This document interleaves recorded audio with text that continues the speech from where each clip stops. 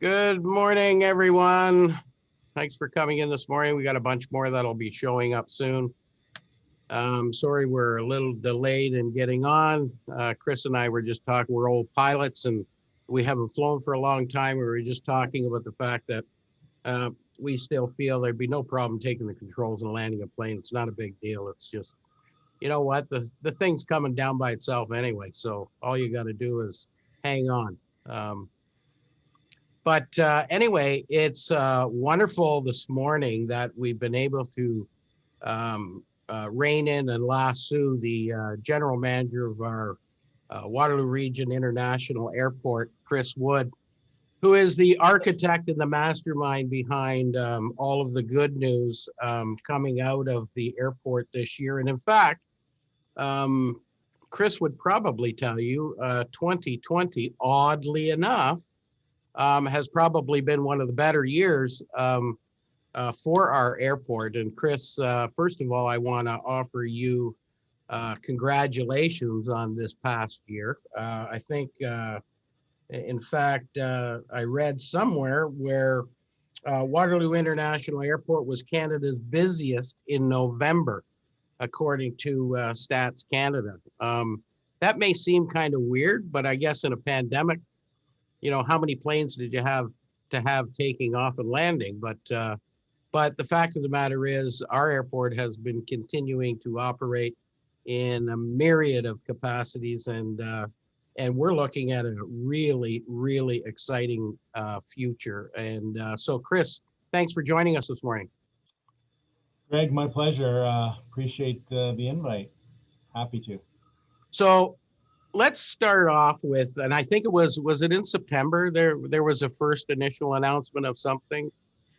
Let's start off with that one, and before we get into the most recent announcement, and tell us where that stands. So that was a company called Pivot Air, and we hadn't heard much from it. We had this announcement in September, but of course we're in the middle of a pandemic. What are you going to do? But maybe talk a little bit about that one and how important that's going to be to maybe particularly the business community. Yeah. So thanks, Greg. Pivot Airlines is the I guess born of the ashes of Air Georgian. So Air Georgian is a long-time Canadian carrier that always flew under contract with Air Canada. So every time you got on one of those little Air Canada airplanes, it was probably an Air Georgian aircraft being operated on behalf of Air Canada. Air Canada went in a different direction, I guess, in 2019, and contracted with Jazz solely. And so Air Georgian was out of work and have oddly enough pivoted into becoming a for hire carrier and for a scheduled carrier, and they chose Waterloo Region as their base. So they're going to be based here. This is going to be their home, and they have plans to build maintenance facilities. They're going to have a pilot's base here. They are going to move in and provide the right size airplane to the right destinations that I think the business community is going to be interested in. So the Ottawa and the Montreal are probably the two flagship that they're going to serve, and they're ready to go. They just need this pandemic to be over, like I'm certain every single person on this call is wishing for. Um, so yeah, that's an exciting one. But it did kind of get lost. You're right that people kind of forgot about that. So don't forget about it. It's coming, and they have the aircraft, they have the pilots, they're ready to go as soon as people are ready to fly. Well, that'll be good, and I think those two destinations were, um, in our conversations over the last number of years, Chris, have really been the key ones that we've tried to focus on, because there is a lot of travel from the region of Waterloo to Ottawa and to Montreal, and having that regular service that's really important to a lot of the organization businesses in our community, to have that direct connection to those two centers. No, there's no doubt, and we hear from businesses all the time that that they need more service to those communities, and especially for those communities to come here.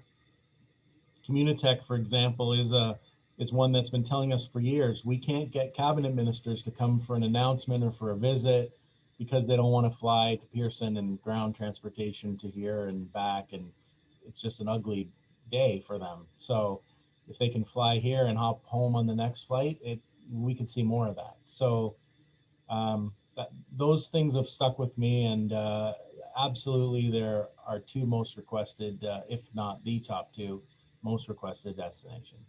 I think what's interesting, Chris, and for a long time, I've sat on a advisory group with the airport, and we're constantly talking about the volume of travel, air travel in particular, from the region of Waterloo, where the actual passengers originate in the region of Waterloo, and trying to engage carriers to come here. But the problem is you've got this great big magnet down the road, 45, 55 minutes down the road as the crow flies. And unfortunately, when you get in a limousine, or even your own vehicle, it's more like an hour and a half and sometimes 2 hours.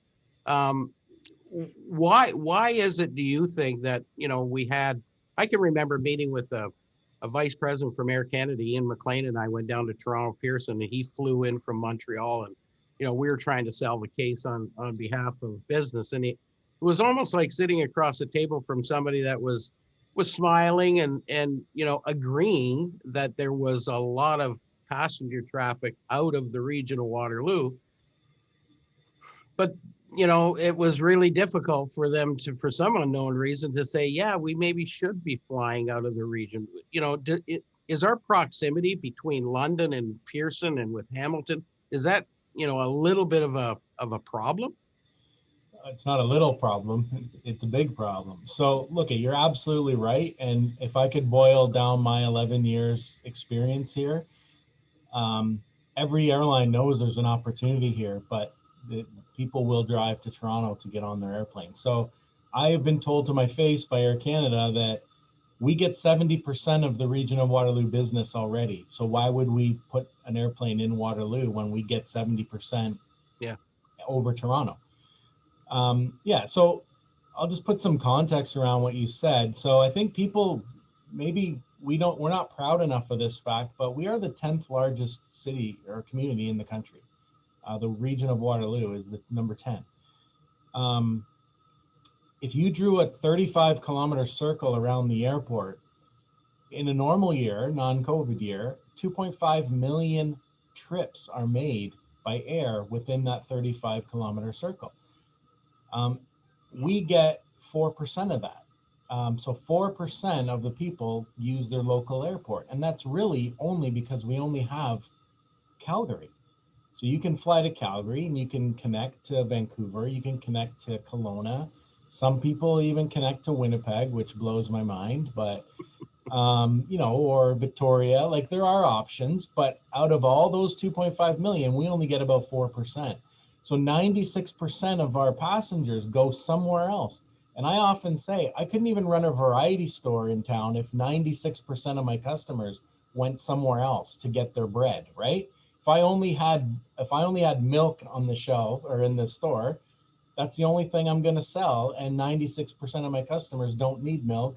They're going to go somewhere else. So we need more flights. And that, obviously, I know it's a thanks tips moment, but we need more flights. And because of the fact that Air Canada and WestJet to some extent have said they get all our business anyway, because you're willing to drive to Toronto and get on an Air Canada airplane, we need a non-Pearson based carrier to serve our customers. And up until recently, that really didn't exist. So Flair Airlines, they've been around a few years. They've significantly increased and grown or announced their growth in the last few weeks. But they don't rely on Pearson. So they don't need the connections. They don't need all that lift that's at Pearson. They do still operate at Pearson, but it's not part of their business model. So until recently, that airline really didn't exist for us to go after. So this is a game changer. To have a low-cost carrier, a significant low-cost carrier in Canada is a game changer for people. I don't know if anyone on here has seen the fares, but they are ridiculous right now. Under $100 return midsummer to Vancouver. Like it's crazy what's going on right now. So, that would be over $1,000 on WestJet or Air Canada in normal time, Mhm. easily. So you're talking family of $4,000 to go to Vancouver and back this summer. Yeah, It's 100. you and I have talked a lot about low cost carriers and getting that low cost carrier because everybody has them, right? Hamilton's got a low cost carrier, Pearson's got low cost carriers. Everybody seems to have low cost carriers except for us.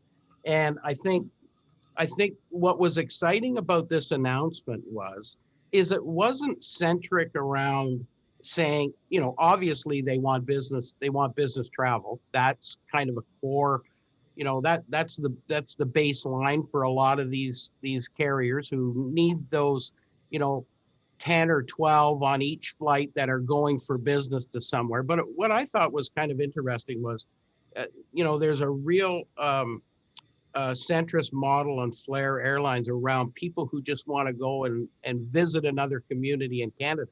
And so they picked some incredible destinations right off the bat, Victoria, Vancouver, Calgary, Edmonton, Winnipeg, and Halifax. And then, with possibly future flights to Ottawa, St. John, Thunder Bay, Charlottetown, Victoria, Victoria, they've already got, but Abbotsford. These are destinations I don't think that you and I had ever talked about that would necessarily be on an airline's, platter when they came to the region of Waterloo. What drove them there? Was Yeah, it just the variety? they're looking for lower cost airports, right? So a low cost carrier is just that. It's low cost. It's not low service.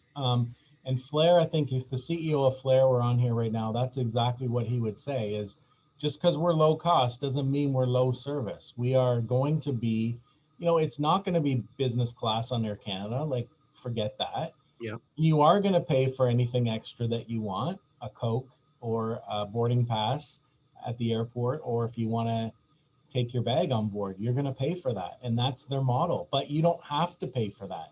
You can walk on with no baggage, no nothing, and plan to go shopping when you get there, and pay $49 all in for each way to Vancouver this summer. So low cost means just that, low cost, and that they are it's a religion to them. They are going to low cost airports, and they beat up airports on fees. There's no doubt. But we are a low cost airport, thanks to the ownership structure here of the region of Waterloo. We do things for different reasons. We're not a for-profit airport or trying to even break even. I would love to, but there's no mandate here to have huge fees, and we need to get these airplanes and airlines here and go on the volume business, not on a high fee business. So we're in this for the right reasons. We're in this because of the 72 pilots that they're about to hire from our community, the flight attendants, the maintenance base they're going to put down here. They're hiring AMEs right now to help maintain their new aircraft here in Waterloo region every night. So that's why we're in this. We've got some work to do as far as the terminal building. Our terminal building is going to be completely swamped come this summer.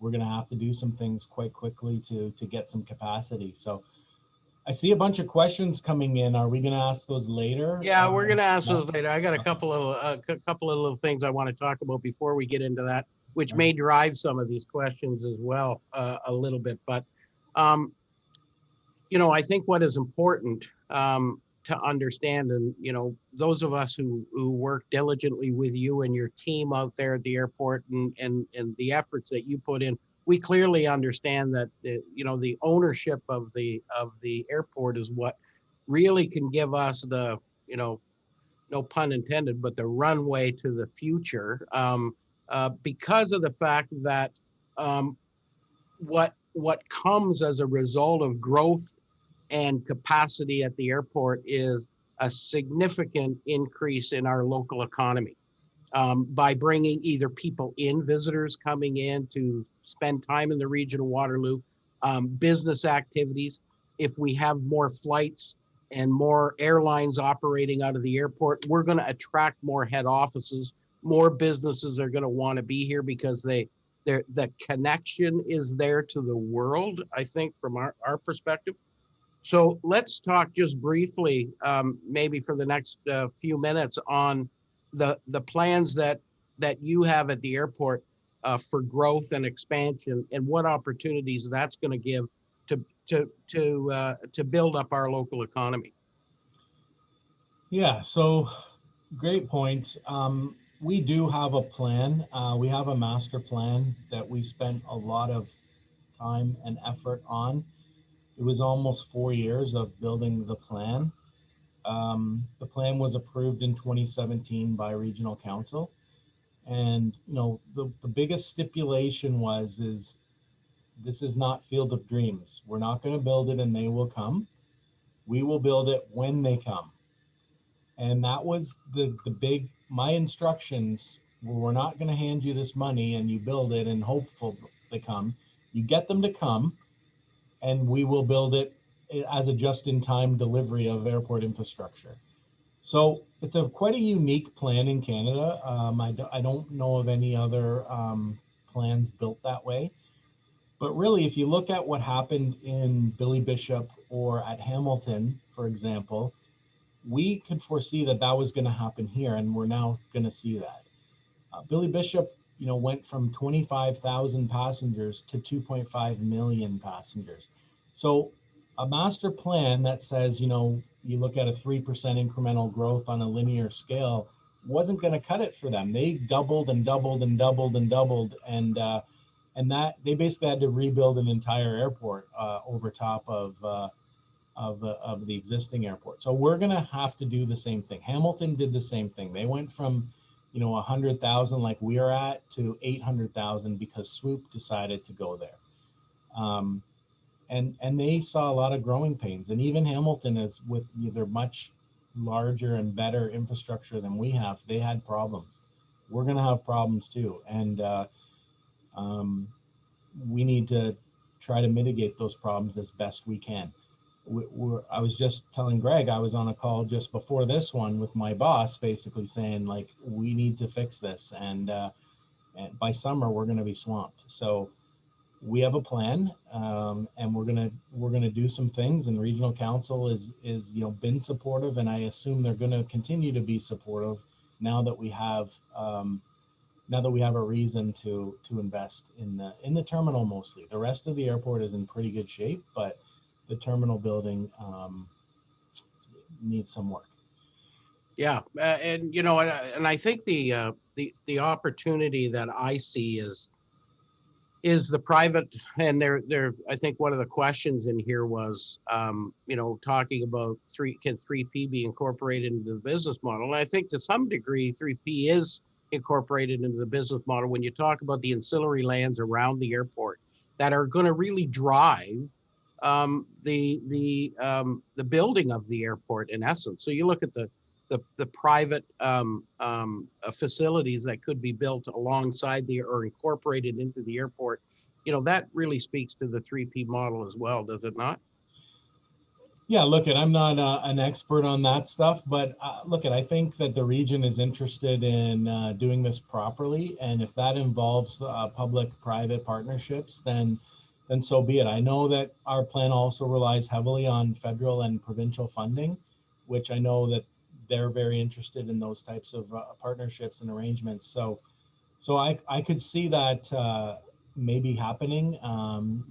We don't, the government is not known for being the greatest at efficiency building and things like that. I think we do things properly, and we do them maybe not the most efficient ways. And I'm sure Chair Redmond would not appreciate me saying this, but look, I think we can admit, I think the private sector is far better at some of these things, and we should probably not be so stubborn to realize that we could use some help. So Yeah. I could see that happening. I think hotels, like, is there suddenly going to be a need for a hotel at this airport? Well, I'm not going to build a hotel. It's not I don't know anything about building or running a hotel. There are people that do that for a living, and why would we do that? So I think there's opportunities for sure. Food and beverage, we don't even have a gas station here. We're going to have suddenly a big rental car operation going here. We can't wash cars or build or fill them with gas when people are returning them. So is that an option here? So there are opportunities for sure, I think, coming. Yeah.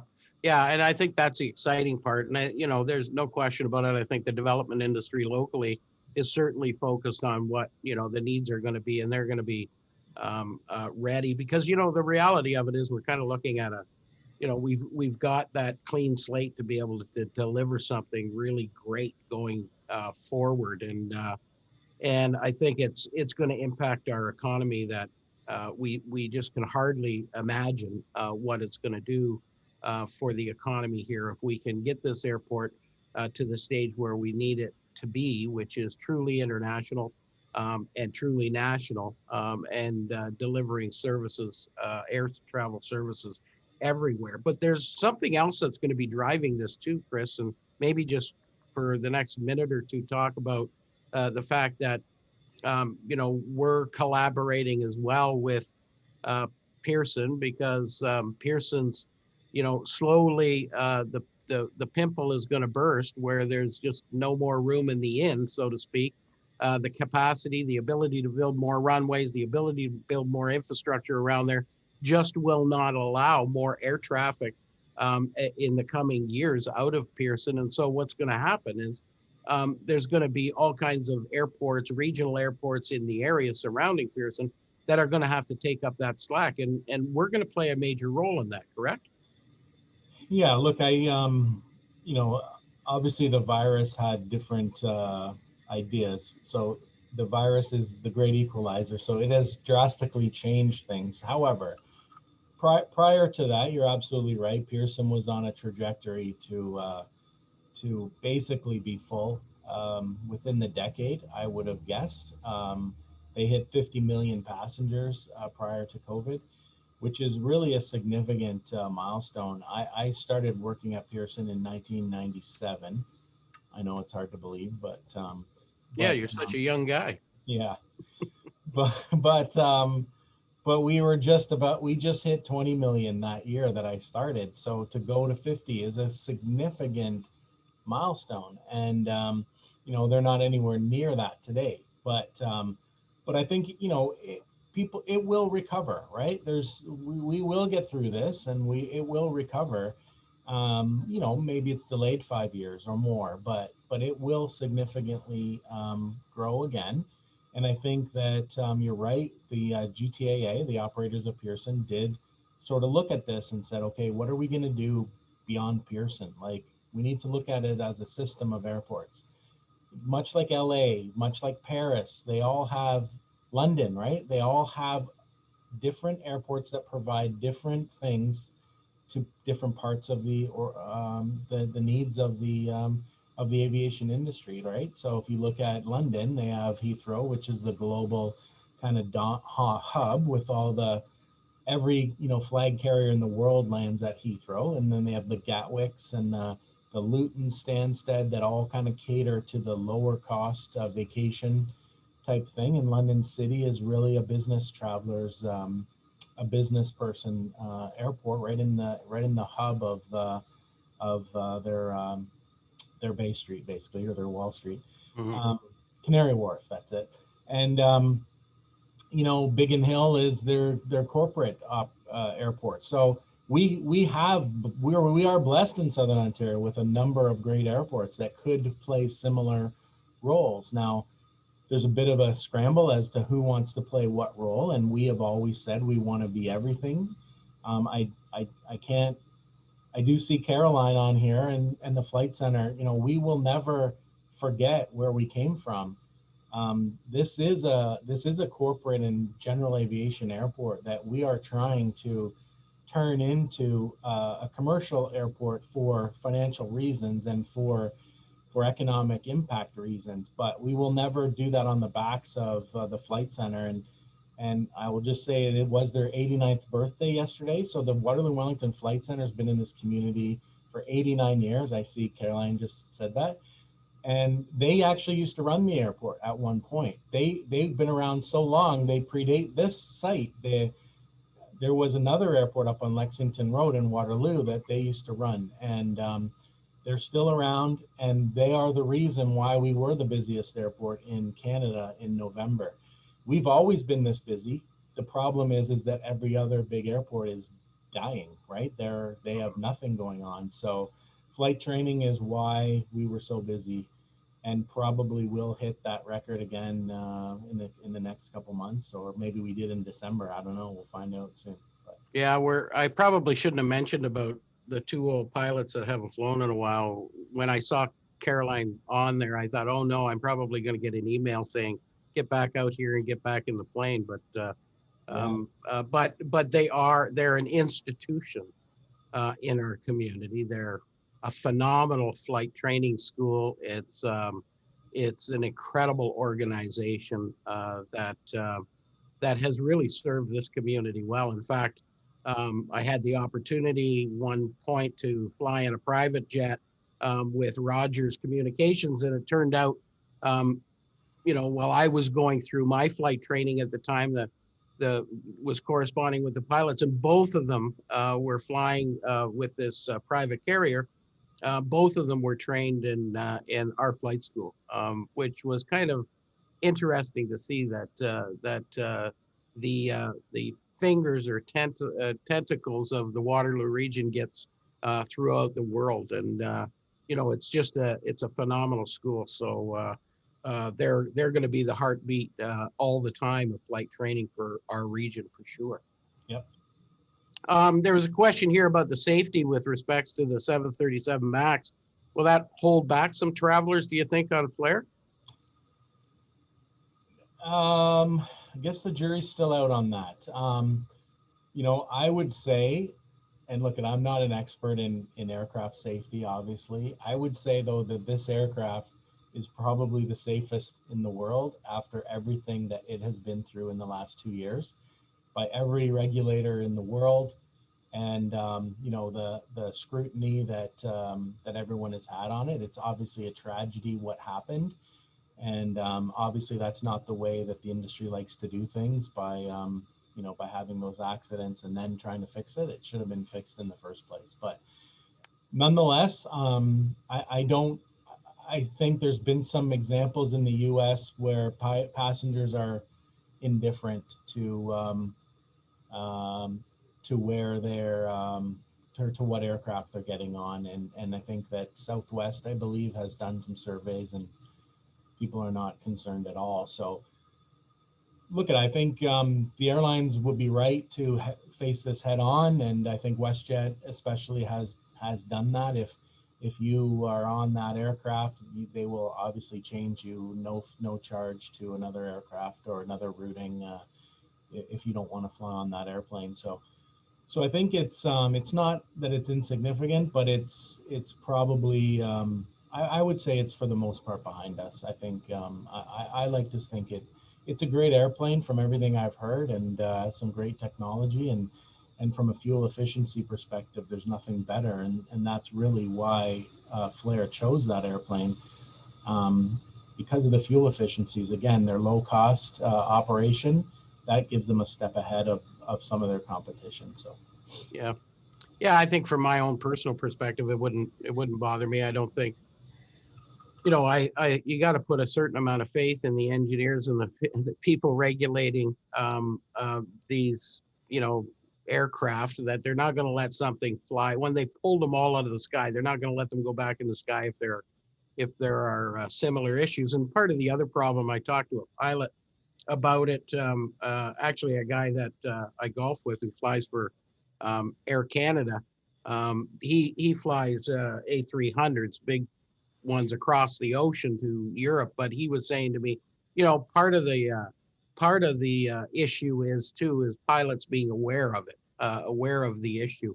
And when you're aware of the issue, and something starts to go awry, as long as you know what the problem could potentially be, you know what the mitigation efforts can be to stay away from any catastrophes.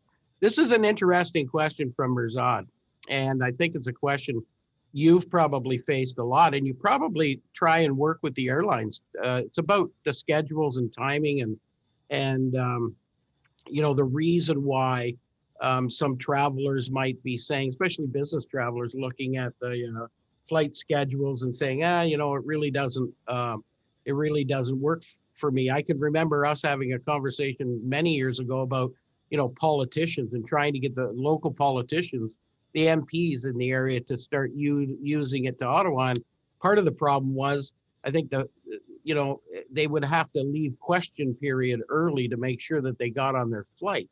Um, how is all of this worked out? Is this really about the demand, and then the flexibility in moving time slots around really comes from what the demand is and when the demand needs to be there? Yeah, I think it depends on the carrier. So from a pivot perspective, they are going to cater to the business community and they will fly when the business community wants to fly.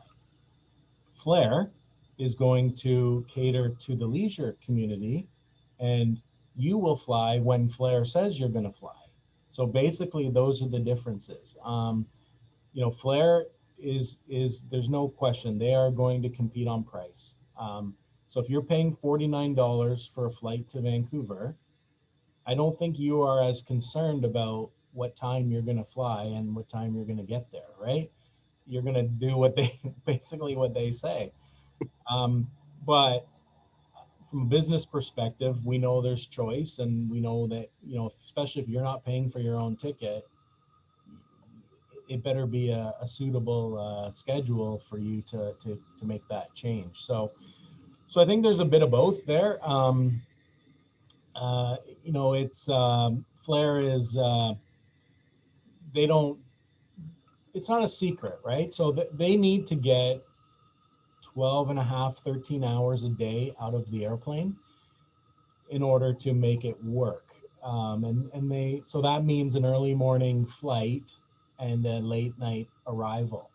And I know they do even have a couple of red eyes scheduled, but again, at $49 a ticket, and these are introductory fares. I'm not saying they're going to be forever, but they are right now.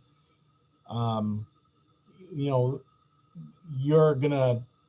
of us like to be on a red eye, but if that's what the option is to get a $49 ticket, we're probably going to take it, right? So schedule is a big one, and that is a big part of our kind of preparedness, because we do know that means that everything's going to want to go out first thing in the morning, especially if they're overnighting here. Mm-hmm. They are going to be here for maintenance every night, so that means there's going to be a flight going out at 6 every morning and probably 6:30 every morning in order to get the 12 and a half to 13 hours of utilization a day. And that's the magic number, because that's the flight crew limits, right? That they can fly in a day.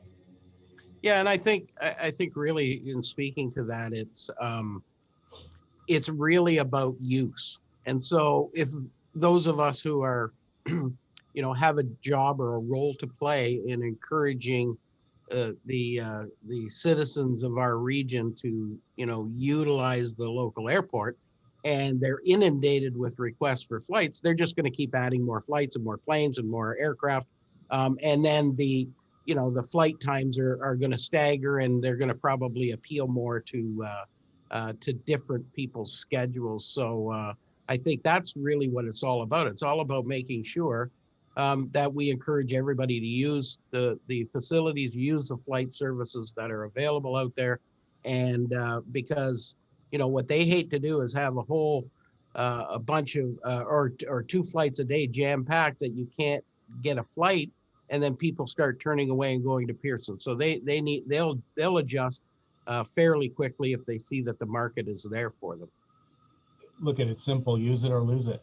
Yeah. And I think that goes with everything in our community, right? If a new restaurant couldn't survive if people didn't use it, so no different for an airline. If people aren't interested and people aren't willing to, um, buy tickets and get on this airplane, then we're gonna lose it. And Yeah. I can only do so much, but I can't buy all these tickets to to make them happy. So No.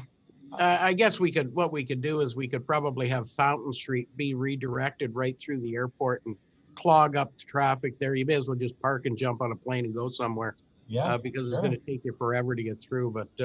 But we'll do what we can, obviously, to get people out there using the facilities. Because first of all, for those of you, and I think, Mirzad, I'm not sure, you probably did use American Airlines the odd time, which I did. I love that, because I actually was kind of fond of O'Hare. And yes, there's no question about it. It wasn't the most convenient, strategically, to get back and forth. You were always having heart palpitations sitting on the runway somewhere in the United States, hoping your flight was going to get back into O'Hare on time so that you could get that late night um, return back to KW. Otherwise, you were going to be looking for a hotel. But I found what was really easy with America was I would tweet them. And I can remember sitting on the tarmac.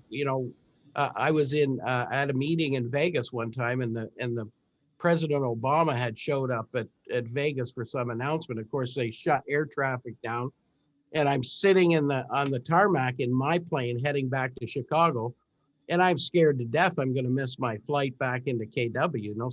So I tweeted out to American Airlines, and they tweeted right back to me and said, "Don't worry about it, Mr. Durocher. You're going to make your flight on time. We'll make sure of that." So, and it was wonderful to have that kind of connection. And I can only imagine what Flair is going to be like, because they're catering to the traveling public. They're going to be phenomenal with that kind of response time as well. And I think it's so exciting, Chris. Like I think from the perspective of working with you for the last 11 years on trying to build this airport and get some capacity and generate some inspiration in our economy, I'm just so excited to see this stuff happen.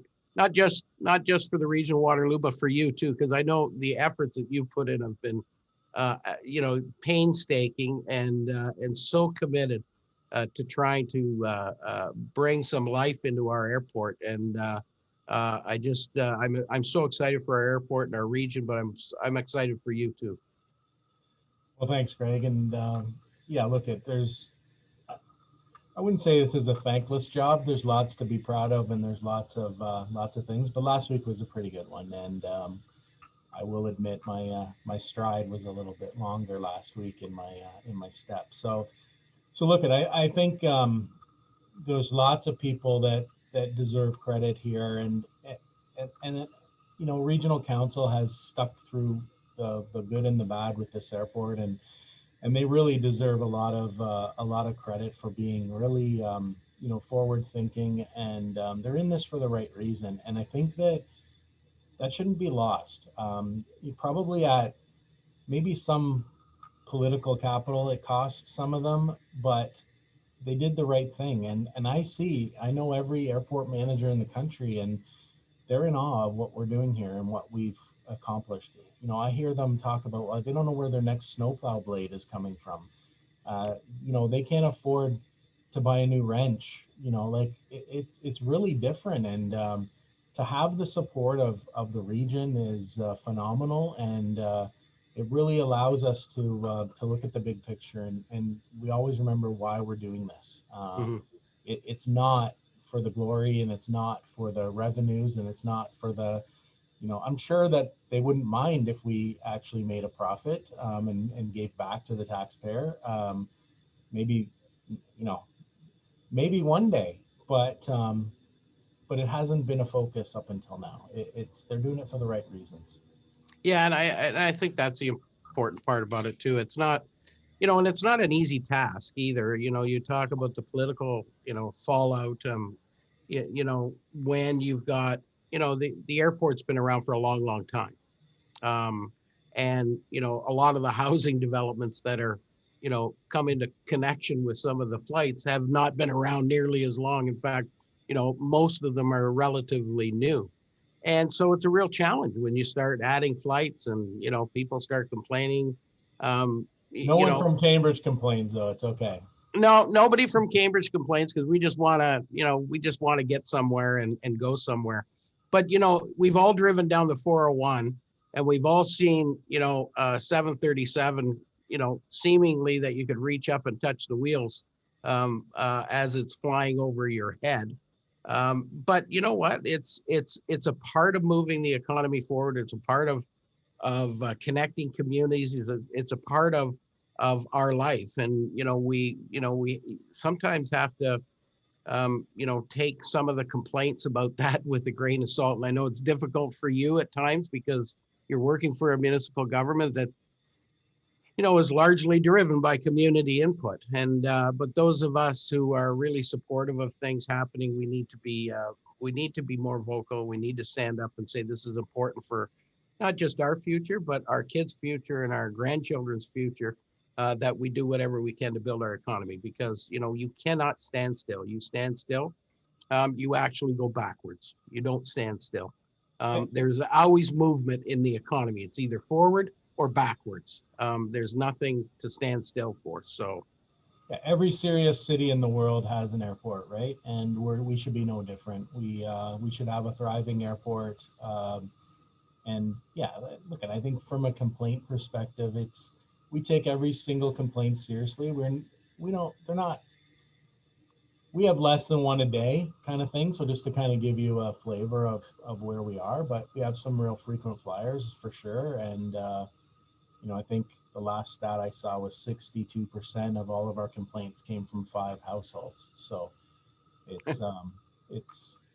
however, that's their prerogative, and we take it seriously and we investigate and we respond to that. But yeah, it's it should be pretty easy to avoid flying over 5 households, but not unless they're spread all over the place. Then it's like threading a needle. But we'll paint the roofs a different color and try to avoid them. Exactly. So the action should start on May 1st, and with Flair anyway. That's what they're anticipating and hoping for. I think what's interesting though, Chris, and we talked about the pandemic's effect on this. All I hear people talk about now is they can't wait till this is over so they can go somewhere. There's no doubt. And I think the pent-up demand of people wanting to go somewhere, and people are, people are really drawing in there. They're not saying, geez, I want to go to Paris or I want to go to, Istanbul, or they just want to go somewhere. Yeah. And, maybe having the ability for $100 to go out to Vancouver and back again is going to be the ability to go somewhere. Yeah, and I agree. And I think, you with this schedule, you could fly into Vancouver, rent a car, end up on the island and fly home from Victoria or something, right? So it could be a little different because it's really one-way tickets you're buying. So you could buy one way to Vancouver and one way home from Victoria. So that's a nice little trip for sure. And look at Flair are making a huge bet that the pandemic is going to be better by May. A very big calculated risk here. And look at, if it's not May, it's June. If it's not June, it's July. And they know that. They're fully willing to refund anybody's money that if flights get canceled or delayed.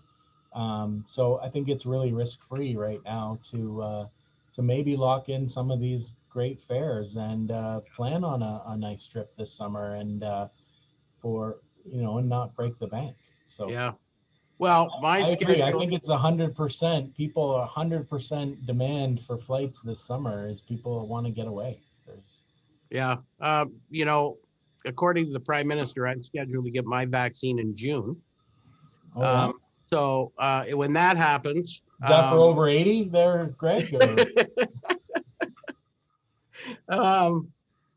No, but that should tell you roughly where it is. So, but I plan on getting mine in June and then booking a flight to PEI and playing some golf in late August. You know, you can't beat playing golf down there. Maybe even Halifax and go play Cabot Cliffs or something like that. I see Gary Shea on there. He probably wants to come with me too, and we'll play Cabot Cliffs or something. Maybe we'll just do a chamber trip out there and we'll book the whole darn plane, and we'll go out there and celebrate this. Caroline, I haven't forgotten about your little message in here. When is Aviation Day? There's no date. Oh, On Aviation hold. Fun Day. It's just, we should have a fun day out there, Caroline, and introduce, We should. we got a lot of people on here who should get their private pilot's license too and have some fun. Every day is fun day at the flight center. That's awesome. Mike Jennings, Flair's website. I think you can book now. Yes. You can go up. Flyflare.ca maybe. Yeah, I think that's what it is. Is that before or after the haircut, Gary Shea? Actually, I'm getting so much pressure at home that in spite of the fact that I did promise everybody that I wouldn't get my haircut until I got my vaccine, I'm not sure that I'll make it to June without, serious scars on my head from my wife. So I'm going to probably have to get that done shortly. And it's flyflare.com, not. Oh, okay. Flyflare.com, FLAIR. Yeah. And, I think this is so exciting. Chris, I just, all this hard work you're doing, I certainly hope the community gets behind it and we do the things that we need to do to make sure we keep these airlines in business and flying out of the region of Waterloo. It's going to be so important to our future growth. Are there any other questions here for Chris? I can tell you, Chris knows absolutely everything there is to know about aviation in the Waterloo region, for sure. So you're more than willing to just unmute yourself and jump in and ask Chris a question. I have a question, guys. Yep. Hi, Chris. Hello. So I was just wondering, like, in terms of getting something like an international perspectives, how other airports of a similar size are operating. How are they sort of dealing with pandemic? Is there any kind of convention or maybe a thought process that you are doing with some international airlines across the world? Every city has one, like you said. Some of them have more than one. So I just want to get a sense there.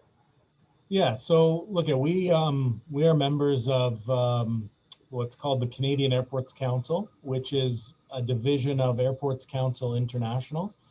So right. we're linked. We have a trade association of all the airports, and then there's actually Airports Council International World. So every airport in the world is a member of the World Division, and there is lots of research and best practices coming out from that. There's been a lot of studies, especially around in the early days. It was around the disinfectants and even so much as to which disinfectants were causing the X-ray machines to pick up basically the same explosive detection that they're meant to. So there's a lot of work was done around that, and now it's really focused around testing.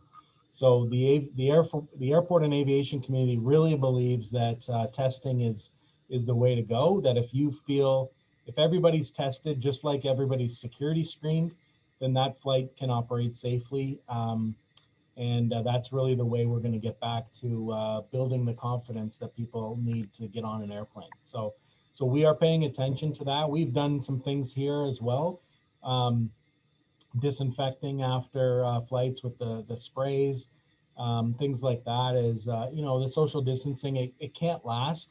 No airport in the world is built for social distancing of 6 feet in between every person. Like, can you imagine the security checkpoint lines, when you're jam packed, to being 6 feet apart, or Canada Customs coming back in? If you've been to Pearson after 4 or 5 flights have come in at the same time, it's hell. So we need to get beyond those things. I think masking is here for probably quite some time, which is a good thing, and we'll hopefully get back to normal. But there's lots of lessons to learn. Yeah. Yeah, no, actually, I was more, leaning towards capacity building, expansions, what Oh, the thought process would be for post-pandemic, uh, time frames. I come from Tanzania, just to give you an idea. It was touted to be a third world country, but obviously it's changed things around now quite a bit, quite extensively actually. And they've done some multi-million dollar expansions on two major airports. They're opening a third one. So they did, a complete revamp of the Julius Nyerere Airport, millions of dollars spent in there, and also Kilimanjaro Airport. And it's largely because they are depending on tourism, but obviously there's mining, resource minerals, and the whole bit, right? The Canadian company, the Barrick Gold is also involved in quite a bit of mining extractions over there. So I'm just thinking along those lines, like sort of like tit-tatting with international, airport management authorities, and just getting a sense, as to which direction to do, and then incorporate maybe in the 20-year plan. yeah, look, and I'm up for anything. I always want to learn what other people are doing successfully. So I'm happy to listen anytime. I did send you a text message on your Yeah, I private mail. responded. So give me a call. Yeah, we can chat. Sounds good. Thank you. Yeah, it's so awesome to be, 55 minutes, 60 minutes on a good day to downtown Toronto. But it's also a problem, because it's the big vacuum, right? It sucks everything in. And our work at the Chamber dealing with the Toronto Region Board of Trade on the Connect the Corridor and working on two-way all day go and making sure that there's equal attention given to the Waterloo end of the corridor as it is to the Toronto end of the corridor, because building prosperity along that corridor should be really easy. You've got two centric hubs of economic activity with Waterloo and Toronto. And the distance, oddly enough, between Toronto and Waterloo is about the same distance as it is along the Silicon Valley. So we should be able to create a pretty vibrant and pretty strong economy along here. And one of the benefactors, obviously, is going to be our airport. And we need to support it. We need to make sure that it's got its strength right now, for sure. I think unless there's someone that's got another question. There's a question here from Peter about MRO Hub, and Oh, yeah. absolutely there is. We have lands.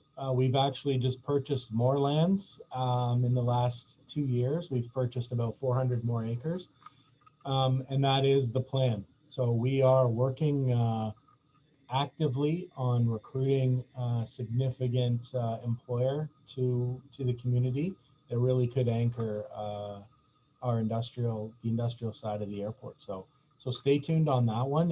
And I do know Shimco, and I know there's some other companies. We've actually just done a study. Our economic development team has done a study on aerospace in the region, and it's way more significant than what we all thought. It's pretty extensive. Well, there you go, Peter. Peter, I'm sure that Chris would love to have a conversation with you as well. Yeah, and that report is available if anybody wants it. I could, if you get through Greg, we can make sure it's available. So. Yeah. It's going to be really interesting as we move forward because of the aerospace companies that are here in our airport and the connectivity that they can have. But Peter's very, very right in the fact that we can certainly be an attraction to large employers coming in related to the aerospace industry. And I know, Peter, you'd love to have some more company out there in the industrial division. Anything else? If not, we'll let Chris Wood, the general manager of our airport, get back to work and hustle up some more business for our community. But hopefully as well, we'll all support Chris's effort, making sure we're utilizing the airlines that are out there. Chris, thanks very much for joining us this morning. Greg, no problem. Thanks for having me. And hopefully it was educational, and happy to, anybody wants to reach out, I'm happy, always available. So let me know. Great. Okay. Thanks very much, Thanks, folks. Have a everyone. great Wednesday.